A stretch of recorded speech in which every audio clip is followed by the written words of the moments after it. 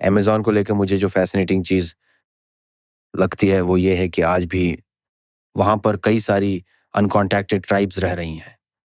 जैसे अगर ancient history में हम पीछे जाएँ तो इमेजिन करो कि अमेज़न के घने जंगलों में न जाने ऐसी कितनी सारी ट्राइब्स थीं जो एक दूसरे से बिल्कुल अलग और आइसोलेटेड थीं। ये सारी ट्राइब्स और उनकी हिस्ट्री को लेकर आपकी समझ क्या है? क्या वो आज भी मौजूद हैं? खैर, बहुत सारे अभी भी हैं। जब हम अनकॉन्टैक्टेड कहते हैं, तो हमारा मतलब होता है कि हमें इनके बारे में कुछ नहीं पता।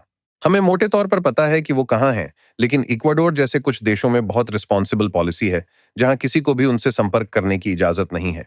तो हमारे पास जानकारी की बहुत कमी है। अगर वो जंगल से बाहर निकलकर हमसे बात करते हैं, तो वो एक अलग बात है, लेकिन हम जाकर उन्हें ढूँढते नहीं हैं।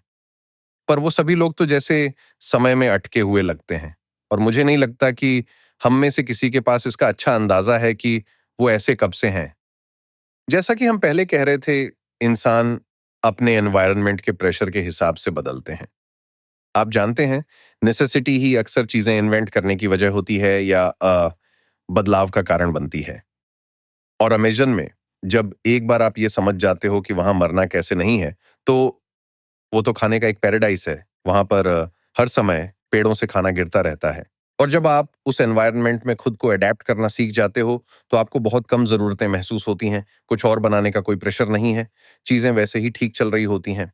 अब जो मॉडर्न ह्यूमंस इन अनकॉन्टैक्टेड ट्राइब्स से मिलते हैं, वो एक चीज़ नोटिस करते हैं कि इन ट्राइब्स में वायलेंस की बहुत ज़्यादा प्रवृत्ति होती है और इसीलिए वो लोग जिससे भी मिलते हैं, उस पर हमला कर देते हैं। और सिर्फ बाहर के लोगों पर ही नहीं, वो आपस में भी लड़ते हैं। और यानोमामो तो इसी के लिए मशहूर हैं कि उनके आपसी झगड़े कभी भी खत्म नहीं होते। और आपको क्या लगता है, इसके पीछे की फिलॉसफी क्या है? मुझे नहीं पता। मैं तो खुद को एक शांति प्रिय इंसान मानता हूँ। लेकिन मेरे अंदर भी वही मॉन्स्टर है जो हर किसी के अंदर होता है। और मुझे लगता है कि ये सांस्कृतिक नियम हैं जो कि धीरे-धीरे इंस्टीट्यूशनलाइज्ड हो गए हैं। क्या आप जानते हैं कि अनामामो में मर्द बनने के लिए राइट ऑफ पैसेज का एक हिस्सा होता है कि वो किसी बाहरी गांव के किसी भी आदमी को मारे या फिर उसे घायल करे। तो फिर वो वहां जाते हैं और वो ऐसा अक्सर इसलिए भी करते हैं ताकि उनके अंदर इनब्रीडिंग का असर ना आए और उनकी आबादी बर्बाद ना हो। हालांकि वो इसे वैज्ञानिक तरीके से नहीं सोचते, लेकिन वो दूसरी कम्युनिटीज से औरतों को उठा ले जाते हैं और इससे बड़ी लड़ाइयां शुरू हो जाती हैं। एक और चीज जिससे लड़ाइयां होती हैं, जब किसी ने शुरू भी नहीं की होती, वो है इलनेस। अब मैं एक बात बताना चाहूंगा कि अमेजन और प्राचीन अमेरिका में बीमारी को एक बायोलॉजिकल चीज नहीं माना जाता था, बल्कि एक स्पिरिचुअल चीज समझा जाता था। तो अगर तुम्हारे गांव में कोई बीमार पड़ जाए, तो तब वहां के लोगों में यह सवाल उठता था कि कौन सी स्पिरिट उसे तंग कर रही है और किसने उसे बुलाया। ये अफवाहें ऐसे ही शुरू होती हैं। जैसे मुझे लगता है कि जो दूसरी कम्युनिटी में जो है, वही जो होगा। अभी भी उसे उस वक्त की नाराजगी होगी जब हमने उसकी बेटी को चुरा लिया था। अब हमें वहां जाकर जो को मार देना चाहिए और फिर सब ठीक हो जाएगा। और फिर ये कभी न खत्म होने वाला हिंसा का सिलसिला शुरू हो जाता है, जैसे हैटफील्ड्स और मैकॉयज के बीच जो कुछ हुआ था। न्यू गिनी के लोग भी ऐसा ही करते हैं। तो ये ऐसा नहीं है कि आप जानते हो, ये अनोखी चीज है। कुछ खास एरियाज में, खासकर जंगलों में। और अब जब मैं सोचता हूं तो वहां लोग छिपे रहते हैं और एक दूसरे पर हमला करते हैं, जैसे कि ये उनकी संस्कृति का हिस्सा हो।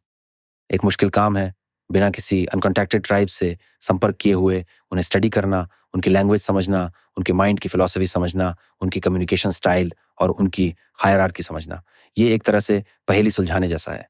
और हाँ, आप जानते हैं, पेरू में एक बहुत दिलचस्प स्टोरी थी, शायद कोई 8 साल पहले।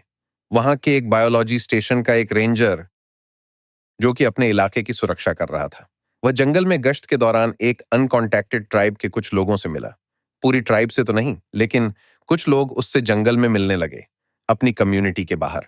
वो धीरे धीरे उनकी लैंग्वेज सीखने लगा। कुछ सालों में उसने काफी कुछ समझ लिया और इसलिए वो इस तरह एक इंपॉर्टेंट आदमी था, जो सच में इन लोगों से बात करने वाला पहला ट्रांसलेटर हो सकता था। फिर एक दिन अचानक उन लोगों में से कुछ जंगल से निकले और उसे तीर मारकर खत्म कर दिया और फिर वापस जंगल में चले गए। ये वही इंसान है जो हमारी बात समझ सकता है। हमें इसे मार देना चाहिए और अपने गांव कहीं और शिफ्ट कर लेना चाहिए। तो ये लोग सच में उस सोच को अपनाते हैं, जैसे आपने कहा था, मॉन्स्टर वर्सेस पप्पी। मुझे लगता है हर इंसान के अंदर ये दोनों चीजें होती हैं। मेरा मानना है, आप जानते हैं, हम मुझे ऐसा लगता है कि हमें अपने बेटर एंजल्स की सुननी चाहिए, क्योंकि अगर नहीं सुनी तो हम सिर्फ एक हिंसक प्रजाति बनकर रह जाएंगे जो सिर्फ अपनी जरूरतों के लिए दूसरों पर हमला करती है। और ये एक रोज का फैसला है जो हम करते हैं कि हम जंगली न बने।